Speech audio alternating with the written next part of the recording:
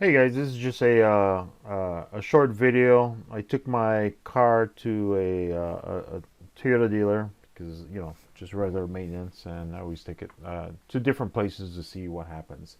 So I have a GoPro 360 camera, not hidden, but it's out of their sight. So it's in the middle of my windshield, on my sunroof, or my panoramic, and you'll see it in a moment. And then you'll see like where his head is looking, where I don't know what he's looking for, and then he goes. Well, anyways, here I'll just play it and go from there. So here is in a Toyota dealer, and this is a Toyota Highlander. This is a Platinum Edition, all the bells and whistles and everything. So okay, so we're gonna go ahead and play it. There is nothing. Okay, so here's the 360. It's mounted here on the center panoramic, so we're just gonna go ahead and play this. There is no audio. There is just you hear the mechanic shop sounds and so forth. So I just put it kind of a little low here. There's nothing in front of this 4 minutes. It just starts right here. So let's go ahead and get started. I don't want to be like very loud here. I'll just do this. Put a little sound. Then in a moment here, he walks up. He's over here on the left-hand side wearing a black shirt. Let's see when he gets here. All right, there he is. Oh, is that him? No, I don't know. Here, let me fast forward for a moment. I forget what time frame it starts at. There it is. So he gets in, adjusts the seats. Yeah, whatever.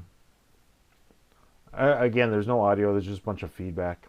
So you can't see the 360 that's up here because I have a dash cam, and the dash cam is this little camera all the way back here in the center. So anyways, he drives out. It's all nice and sunny. That's why I love the panoramic roof. I hate it because only the sunroof part opens. This part doesn't open. That sucks. But, anyways.